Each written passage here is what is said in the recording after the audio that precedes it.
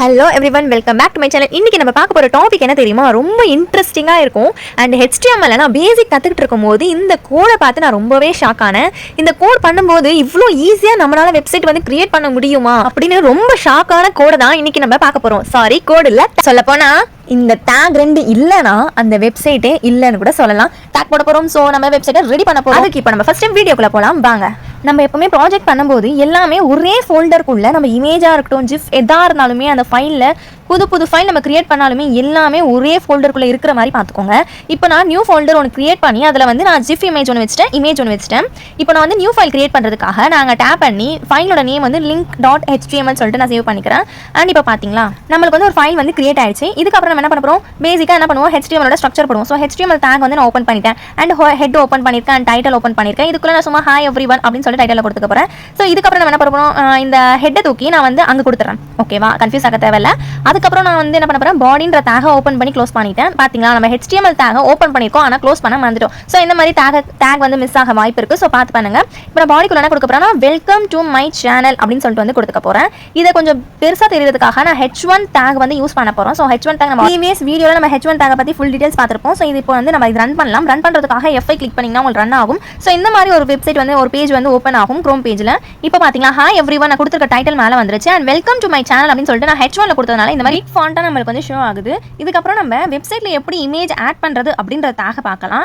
அதுக்கு வந்து நான் என்ன டேக் யூஸ் பண்ணேன்னா, இமேஜ் சோர்ஸ் அப்படின்னு சொல்லிட்டு ப்ரீ டிஃபெண்டாக இருக்கிற டேகை தான் நான் யூஸ் பண்ணிக்கிறேன். அண்ட் ஈக்குவல் டு டபுள் குவாட்ஸில் என்ன கொடுக்கணும்னா, நம்ம ஆல்ரெடி இமேஜ் JPG அப்படின்னு சொல்லிட்டு நான் ஒரு இமேஜை வச்சிருக்கேன். அந்த இமேஜோட நேம் நான் இங்கே கொடுக்கும் போதே அதே வந்து இந்த இமேஜ் இருக்குன்னு சொல்லிட்டு காட்டும். ஸோ நான் அதை வந்து கிளிக் பண்ணனா அது வந்து பிளேஸ் ஆகிடுவாங்க. இதுக்கப்புறம் நான் என்ன பண்ண போகிறேன்னா, சேவ் பண்ணிட்டு ரன் பண்ண போகிறேன்.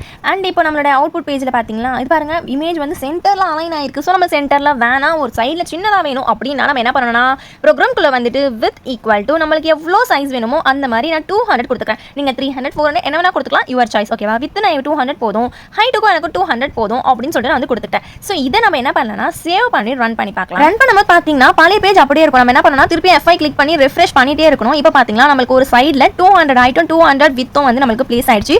ஸோ இந்த மாதிரி நம்ம இமேஜை வந்து எவ்வளோ சைஸுக்கு நம்மளுக்கு தேவையோ அந்த மாதிரி ஆல்டர் பண்ணிக்கலாம். அதுக்கப்புறம் இப்போ நம்ம இமேஜ் பார்த்துறோம். இதுக்கப்புறம் ஒரு ஜிஃப் இல்லைனா வீடியோ இதை எப்படி நம்ம ஆட் பண்ணுறது அப்படின்னு நம்ம பார்க்கலாம். இதுக்கும் வந்து நம்ம இமேஜ் சோர்ஸ்னா கொடுக்கணும். ஆனால் நம்ம இப்போ இமேஜ்னு கொடுத்தோம்னா அது கன்ஃபார்மாக JPG-யா PNG-யா இந்த மாதிரி வந்து இது என்ன மீன் பண்ணுதுன்னா, ஆக்சுவலாக JPG PNG வந்து ஒரு இமேஜ் ஃபார்மேட்டை வந்து மீன் பண்ணும்.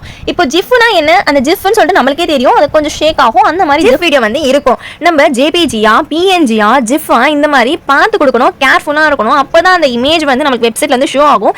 இல்லைனா உங்களுக்கு வந்து அது எரர் மாதிரி காட்டும். எதுவுமே பிக்சரே வந்து உங்களுக்கு ஷோ ஆகாது, ஏதோ ஒரு ஸ்மாலாக ஒரு டப்பா மாதிரி வந்து ஷோ ஆகும். ஸோ நீங்கள் பார்த்து கேர்ஃபுல்லாக கொடுங்க. அண்ட் இதுக்கப்புறம் நம்ம என்ன பண்ண போகிறோம், இதையும் வந்து ஒரு வித் கொடுத்துக்க போகிறோம். இந்த ஜிஃப் இமேஜுமே வந்து ஆல்டர் பண்ணி ஒரு சைஸில் வந்து கொடுக்க போகிறோம். So with equal to 200 height equal to 200 சொல்லிட்டு அலைன் பண்ணிட்டேன். அண்ட் நம்ம சேவ் பண்ணி F5 கிளிக் பண்ணால் நம்ம பேஜ் வந்து ரன் ஆகும். அண்ட் நம்ம எப்பவுமே பேஜ் வந்து ரன் பண்ணும்போது ரெஃப்ரெஷ் பண்ணி பாருங்க, அப்போ நம்மளோட அவுட்புட் வந்து கிளியராக வரும். ஸோ இப்போ ஜிஃப் வந்து வந்துருச்சு. ஓகேவா, இப்போ ஜிஃப் வந்து எப்படி பண்ணுறதுன்னு தெரியும். இதுக்கப்புறம் இந்த ஜிஃப் வந்து நம்ம கொஞ்சம் வித் வந்து கொஞ்சம் பேஸ் பண்ணிடலாம். ரொம்ப சின்னதாக இருக்கல, ஸோ கொஞ்சம் பேஸ் பண்ணிக்கலாம். அதுக்கு நம்ம என்ன பண்ணுவோம், வித்தில் போயிட்டு 200 இருக்கிற அந்த பிக்சலை வந்து 700 மாற்ற போகிறோம். ஸோ 700 மாற்றிட்டு நம்ம ரெஃப்ரெஷ் பண்ணி பாருங்களேன்.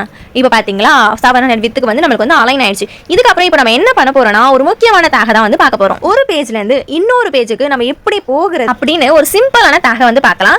AHRF அப்படின்ற ஒரு சிம்பிள் ப்ரீ டிஃபைனான டேக் வந்து இருக்கு, அதான் நம்ம வந்து யூஸ் பண்ண போறோம். இப்போ நம்ம பேஜ்ல இருந்து இன்னொரு பேஜுக்கு போறதுக்காக நம்மளுக்கு இன்னொரு பேஜ் வேணும்ல, ஸோ அந்த இன்னொரு பேஜ் நம்ம ரெடி பண்ணிக்கலாம். அதுக்கு நான் another.html அப்படின்னு சொல்லிட்டு ஒரு பேஜ் ரெடி பண்ணிட்டு அண்ட் நம்ம அந்த பேஜ்ல வந்து ஒரு சிம்பிள் ஸ்ட்ரக்சரை வந்து போட்டுடலாம். ஸோ நான் வந்து HTML கொடுத்துறேன். பாடிக்குள்ள என்ன கொடுக்க போறேன்னா, welcome to code with NFS channel அப்படின்னு சொல்லிட்டு வந்து நான் கொடுத்துட்டேன். இதை வந்து நம்ம வந்து பெருசா ஷோ பண்றதுக்காக என்ன டேக் யூஸ் பண்ணுவோம், H1 டேக் யூஸ் பண்ணுவோம்ல. ஸோ H1 டேக்குள்ள நான் வந்து இதை வந்து அலைன் பண்ணிக்கிறேன். ஓப்பன் டேக் கொடுத்துட்டு அண்ட் க்ளோசிங் டேக் கொடுத்து அதுக்கு சென்டர்ல தான் நம்ம கண்டென்ட் கொடுப்போம். அண்ட் நம்ம அதை சேவ் பண்ணிட்டு அண்ட் இதுக்குள்ள வந்து நம்ம அந்த AHRF இருக்குல்ல, அங்க வந்து அந்த ஃபைலோட நேம் என்னவோ அதை வந்து நம்ம கொடுத்துடணும். ஓகேவா, இப்போ நம்ம எந்த ஃபைலுக்குள்ள இதை கிளிக் பண்ணா போகணும் அப்படின்ற நினைக்கிறோமோ அந்த ஃபைலோட நேமை வந்து இங்க கொடுத்துடணும். அதுக்கப்புறம் நம்ம எதை கிளிக் பண்ணா வந்து அந்த இன்னொரு ஃபைலுக்கு போகணும் அப்படின்றத நான் இங்க என்ன கொடுக்க போறேன்னா, கிளிக் மீ அப்படின்னு சொல்லிட்டு வந்து கொடுத்துட்றேன்.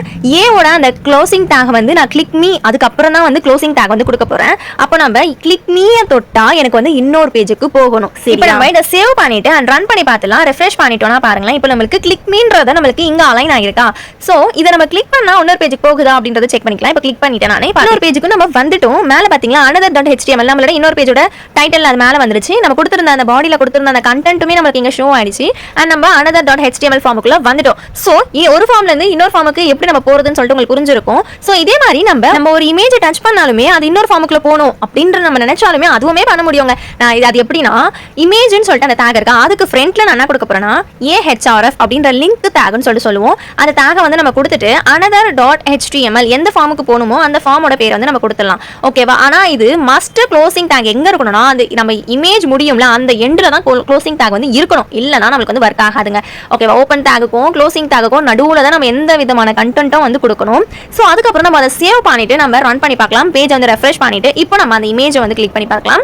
ஸோ இப்போ நான் கிளிக் பண்ணிட்டு பார்த்தீங்களா நமக்கு இன்னொரு பேஜுக்குள்ள வந்துருச்சு. ஸோ இமேஜ் வந்து கிளிக் பண்ணாலுமே சரி, கண்டென்ட் கிளிக் பண்ணாலுமே சரி, இந்த AHRF டேக் வந்து நமக்கு ரொம்ப யூஸ்ஃபுல்லா இருக்கும் இன்னொரு பேஜ் போறதுக்காக. ஸோ நம்ம இந்த வீடியோ மூலமா 2 டேக் வந்து கத்துக்கிட்டோம். என்ன டேக்? லிங்க் டேகும் இமேஜும் ஜிஃபா ஆட் பண்றதுக்கான டேகும் நம்ம கத்துக்கிட்டோம். இதே மாதிரி மோர் இன்ட்ரெஸ்டிங்கான டேக் கத்துக்கலாம். அதுக்கு நம்ம பேஜை நீங்க சப்ஸ்கிரைப் பண்ணிருக்கணும். சரி, எல்லா வீடியோவும் ஸ்கிப் பண்ணாம ஃபுல்லா பாருங்க. நம்ம நெக்ஸ்ட் வீடியோல பேசிக்ல இருந்து அட்வான்ஸ் வரைக்கும் எல்லா டேக்ஸும் நம்ம கிளியரா பார்க்க போறோம். ஸோ அதுக்கு நம்ம சேனலை நீங்க சப்ஸ்கிரைப் பண்ணிருக்கணும்.